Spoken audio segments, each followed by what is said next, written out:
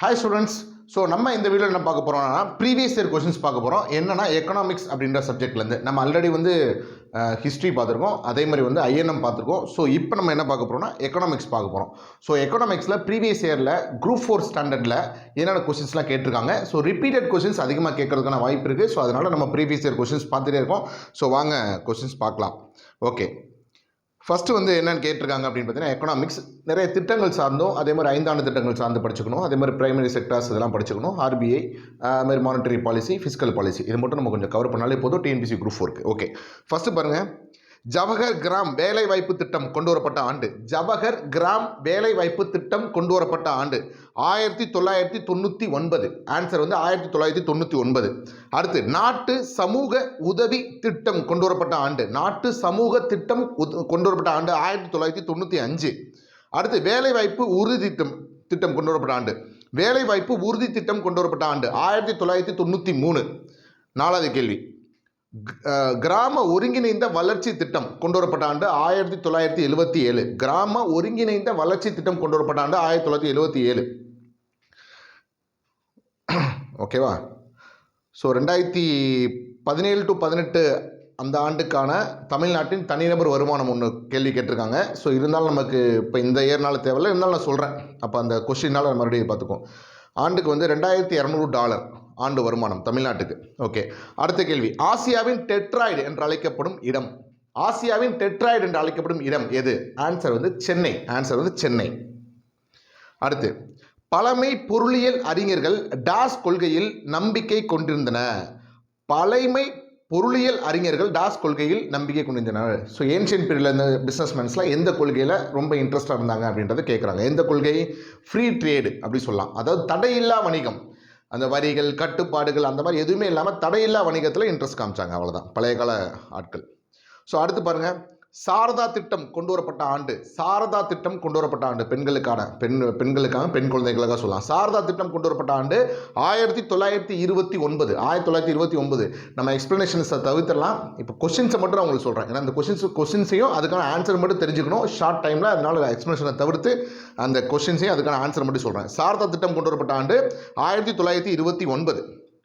சம ஊதிய திட்டம் கொண்டு வரப்பட்ட ஆண்டு. சம ஊதிய திட்டம் கொண்டு வரப்பட்ட ஆண்டு 1976. இந்திரா காந்தி கொண்டு வந்திருப்பாங்க. அடுத்து கரும்பலகை திட்டம் கொண்டு வரப்பட்ட ஆண்டு. கரும்பலகை திட்டம் கொண்டு வரப்பட்ட ஆண்டு 1992. 1992. 20 அம்ச திட்டம் யாரால் கொண்டு வரப்பட்டது? அடுத்த கேள்வி, 20 அம்ச திட்டம் யாரால் கொண்டு வரப்பட்டது? ஆன்சர் திருமதி இந்திரா காந்தி. திருமதி இந்திரா காந்தி தெரியும். அடுத்து, கல்வி பற்றிய பொருளியலை உருவாக்கியவர். அடுத்த கேள்வி, கல்வி பற்றிய பொருளியலை உருவாக்கியவர் பேர் என்ன அப்படி சொல்லி கேட்குறாங்க. ஸ்கல்ஸ். அவர் பேர் ஸ்கல்ஸ். ஸ்கல்ஸ். ஓகே, கல்வி பற்றிய பொருளாதாரத்தை உருவாக்கியவர் ஸ்கல்ஸ். அவரோட பேர் ஞாபகம் வச்சுக்கணும். அடுத்து, மக்கள் தொகை இவ்விகிதத்தில் அதிகரிக்கிறது என்று ராபர்ட் மால்தஸ் கூறியது.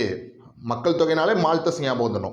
மக்கள் தொகை இவ்விகிதத்தில் அதிகரிக்கிறது என்று ராபர்ட் மல்ஸ் எதனை கூறுகிறார் அப்படின்ற கேள்வி. எதனை கூறுகிறார்? பெருக்கல் விகிதம். ஓகே, பெருக்கல் விகிதம். அதாவது 1 2 ஆகும், 2 4 ஆகும், 4 8 ஆகும், அந்த மாதிரி தான் போயிட்டே இருக்கும். சரிங்களா? ஸோ பெருக்கல் விகிதத்தில் தான் மக்கள் தொகை இன்க்ரீஸ் ஆகுது அப்படின்றத யார் சொல்லியிருக்கார்? ராபர்ட் மால்தஸ் சொல்லியிருக்கார். Robert Malthus. ஓகேவா? ஓகே, நெக்ஸ்ட், அளிப்பு நிலையாக இருக்கும் காலம்.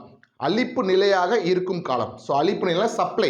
ஸோ சப்ளை ஒன்று பண்ணுறோன்னா அது சீக்கிரம் சப்ளை பண்ணி முடிக்கணும். அதான் பிஸ்னஸ் சூப்பராக இருக்கும். அப்போ அளிப்பு நிலையாக இருக்கும் காலம் குறுகிய காலமாக மிக குறுகிய காலமாக இருக்கணும். மிக குறுகிய காலமாக சப்ளை பண்ணால் தான் சூப்பராக இருக்கும். சரிங்களா? ஸோ ஆன்சர் மிக குறுகிய காலம்.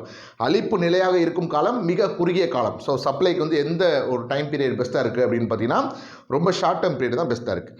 அடுத்து, வேளாண்மை உற்பத்தியை அளவிடும் முறை. வேளாண்மை உற்பத்தியை அளவிடும் முறை. ஸோ வேளாண்மையில் எந்த அளவுக்கு உற்பத்தி இதாகிட்டு இருக்கு? நீர்ப்பாசனம் மூலமாகவும் கேட்டிருக்காங்க. நீர்ப்பாசனம் மூலமாக இல்லை, எந்திரமயமாதல் மூலமாக இல்லை, உரத்தின் நுகர்வு, ஏன்னா இயற்கை உரங்களாகவே அது ஆயிடும். ஸோ அதுவும் கிடையாது. அப்போ என்னதான் ஆன்சர்? நிலம் மற்றும் உழைப்பின் உற்பத்தி திறன்.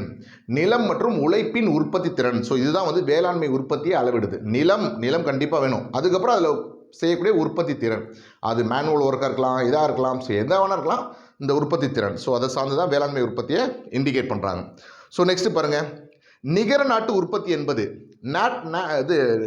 நெட் நேஷனல் ப்ராடக்ட், NNPன்னு சொல்லுவாங்க இல்லையா? நெட் நேஷனல் ப்ராடக்ட் என்பது என்என்பி. ஸோ என்என்பி என்னன்னு சொல்கிறாங்க, என்என்பி நெட் நேஷ்னல் ப்ராடக்ட் அப்படின்னா என்னன்னு சொல்லி கேட்குறாங்க. மொத்த உள்நாட்டு, அதாவது நிகர நாட்டு உற்பத்தி அப்படின்னா என்னன்னு கேட்குறாங்க. மொத்த நாட்டு உற்பத்தியிலேருந்து தேய்மானத்தை கழிக்கணும். ஓகே, மொத்த நாட்டு உற்பத்தியிலேருந்து தேய்மானத்தை கழிக்கணும். ஸோ கழிச்சா என்ன வந்துடும், நிகர நாட்டு உற்பத்தி வந்துடும். அதாவது கிராஸ் நேஷ்னல் ப்ராடக்ட்லேருந்து டிப்ரிசியேஷனை கழிச்சிட்டா நெட் நேஷ்னல் ப்ராடக்ட் கிடச்சிரும். ஸோ எல்லாத்தையும் தெரிஞ்சுதான். ஸோ நெக்ஸ்ட்டு, வாழ்வதற்கு வேண்டிய குறைந்தபட்ச வசதிகளுக்கு கீழே ஒருவர் வாழும் வறுமை நிலையை இவ்வாறு கூறலாம். வாழ்வதற்கு வேண்டிய குறைந்தபட்ச வசதிகளுக்கு கீழே ஒருவர் வாழும் வறுமை நிலையை இவ்வாறு கூறலாம். முழுமையான வறுமை, முழுமையான வறுமைன்னு சொல்லலாம். ஓகே, முழுமையான வறுமை, வறுமை கோட்டிற்கு ரொம்ப கீழே இருப்பாங்க. ஸோ முழுமையான வறுமை. அடுத்து பாருங்க, இந்தியா உணவு உற்பத்தியில் தன்னிறைவு அடைவதற்கான காரணமான நிறுவனம். இந்தியா உணவு உற்பத்தியில் தன்னிறைவு அடைவதற்கான காரணமான நிறுவனம் என்னன்னு சொல்லியிருக்காங்க, ஐசிஏஆர். ஓகே, ஐசிஏஆர் இந்திய வேளாண் ஆராய்ச்சி நிலையம். இந்திய வேளாண் ஆராய்ச்சி நிலையம் அப்படி ஞாபகம் வச்சுக்கலாம், இந்திய வேளாண் ஆராய்ச்சி நிலையம். So ICAR. ஓகேங்களா. அடுத்த கேள்வி பாருங்க, நிகர நாட்டு உற்பத்திக்கும் நிகர உள்நாட்டு உற்பத்திக்கும் இடையே உள்ள வேறுபாடு என்ன? நிகர நாட்டு உற்பத்திக்கும் நிகர உள்நாட்டு உற்பத்திக்கும் இடையே உள்ள வேறுபாடு என்ன அப்படி சொல்லி கேட்குறாங்க. இடையே உள்ள வேறுபாடு என்ன? வெளிநாடுகளிலிருந்து வரும் நிகர காரணி வருவாய் தான் வித்தியாசம்.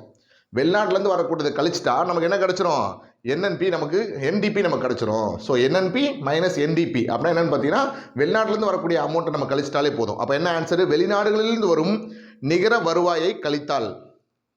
ஓகே, என்என்பி மைனஸ் என்டிபினா என்னன்னு கேட்குறாங்க. அப்போ வெளிநாட்டிலேருந்து வரக்கூடிய பணத்தை கழிச்சிட்டா போதும். ஓகே, நெக்ஸ்ட், இந்திய பொருளாதாரத்தை பொறுத்தவரையில் எந்த ஆண்டு பொருளாதார சீர்திருத்தத்துக்கு முக்கியத்துவம் வாய்ந்த ஒன்றாகும்? இந்திய பொருளாதாரத்தை பொறுத்தவரையில் எந்த ஆண்டு பொருளாதார சீர்திருத்தத்திற்கு முக்கியத்துவம் வாய்ந்த ஒன்றாகும்? எல்லாத்துக்குமே தெரியும், ஆன்சர் 1991.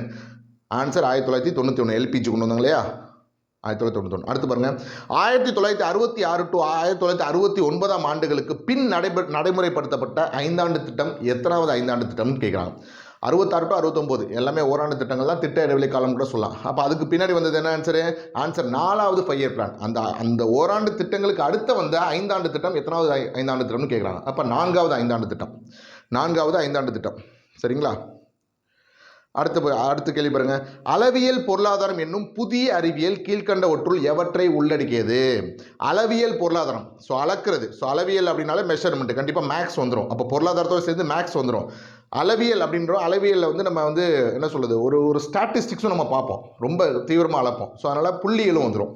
அப்போ என்னென்ன அளவியல் பொருளாதாரம்னா என்னென்ன சேர்ந்து வந்துடுதுன்னா, பொருளியல் ப்ளஸ் கணிதவியல் ப்ளஸ் வந்து புள்ளியல், இது மூணும் சேர்ந்தது தான் அளவியல் பொருளாதாரம் அப்படி சொல்கிறாங்க. ஓகே, அளவியல் பொருளாதாரம் சொல்கிறாங்க. அடுத்து, இயற்கைவாதிகள் அதிக முக்கியத்துவம் கொடுப்பது. இதெல்லாம் ரொம்ப பேசிக்கான கேள்வி தான்.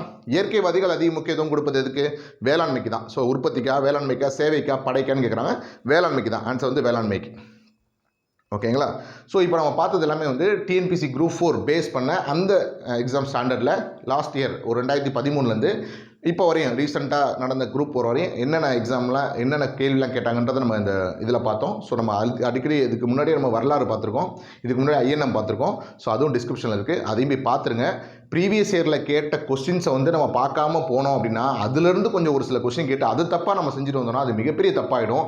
ஸோ அது அந்த மிஸ்டேக் மட்டும் பண்ணாதீங்க. ப்ரீவியஸ் இயர் கொஸ்டின்ஸை நம்ம எல்லாமே, முக்கியமாக ஜிகே, தமிழ் கூட நம்ம விட்டுலாம், முக்கியமாக ஜிகேக்கு நீங்கள் எல்லாத்தையும் பார்த்தா ஆகணும் அப்படின்றத நம்ம புரிஞ்சுக்கணும். ஸோ நான் மறுபடியும் அடுத்த வீடியோவில் ஒரு பாலிட்டி வீடியோவில் உங்களை சந்திக்கிறேன். So thank you.